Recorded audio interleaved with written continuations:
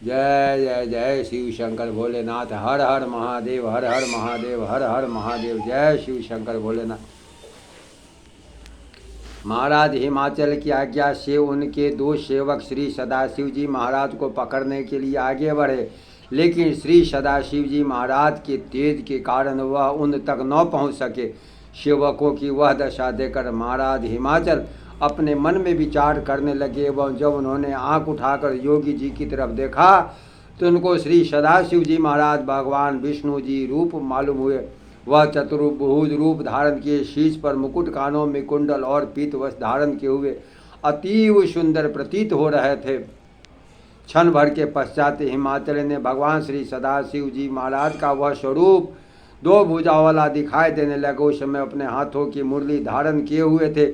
उनका स्वरूप बिल्कुल ग्वालों जैसा लग रहा था। वह चंद्रमा के समान सुंदर युवक प्रतीत हो रहे थे, जिनको देखकर मन में बड़ी प्रसन्नता होती थी। एक ही क्षण के बाद उन लोगों को ने उनको मेरे ब्रह्मा जी का रूप में 8 वेद करते हुए देखा। उनके उपरांत सूर्य, चंद्र, गणेश और प्रसन्न मुख वाली भगवती दुर्गा के रूप में देखा, जो अपने हाथों में अक्षमाला, फरसा, गदा, वान, व्रज, पद्म, धनुष, कुंडिका, दंड, शक्ति, खग, डाल, शंख, घंटा, मधुपात्र, शूल, पाश और चक्र धारण किए हुए थे। सबसे आखिर में भगवान श्री सदाशिव जी महाराज ने हिमाचल को अपना यथार्थ स्वरूप दिखाया।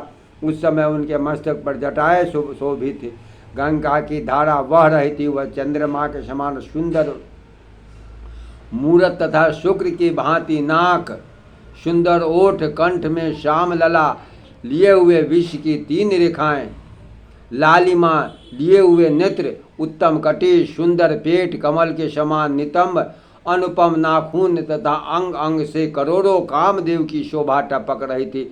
इस अद्भुत और विचित्र स्वरूप को देखकर हिमाचल समझ गए कि यह योगी भगवान श्री सदाशिव जी ही हैं। श्री ब्रह्मा जी बोले, हे नारद, जिस समय भगवान श्री सदाशिव जी को यह पता चला हिमाचल ने हमें पहचान ली, उस समय हिमाचल ने शिव जी को प्रणाम करके उनकी इच्छा स्वीकार कर ली एवं उसी समय भगवान श्री सदाशिव जी अंतर्ध्यान हो गए। उसके बाद सब देवताओं ने अपने मन में विचार किया, भगवान श्री सदाशिव जी को महाराज हिमाचल अपनी कन्यादान करके दुर्लभ मोक्ष को प्राप्त कर लेगा तथा पृथ्वी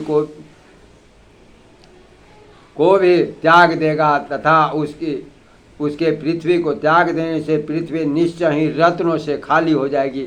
महाराज हिमाचल तो दिव्य रूप होकर शिवलोक में पहुंच जाएगा। यह बात अच्छी नहीं।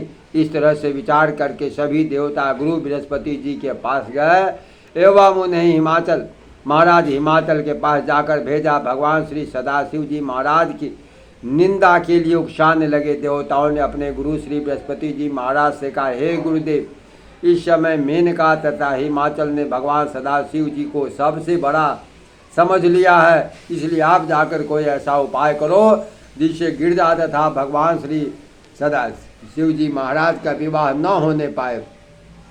हे नारद, देवताओं की बात सुनकर गुरु ने क्रोध में भरकर कहा, हे देवताओं, तुम बड़े स्वार्थी हो, तुमको इसका परिणाम ज्ञात नहीं। तुम हमसे ऐसा काम क्यों करवा रहे हो जिससे कि हमें नरक की प्राप्ति हो। जो मनुष्य विष्णु, शिव, ब्रह्मा, गुरु, पतिव्रता स्त्री, सेवक, पति, गौ, तुलसी, पुराण, गंगा, गायत्री, वेद, देवता तथा दान की निंदा करता है, वह बहुत कल्पों तक नरक भोगता है।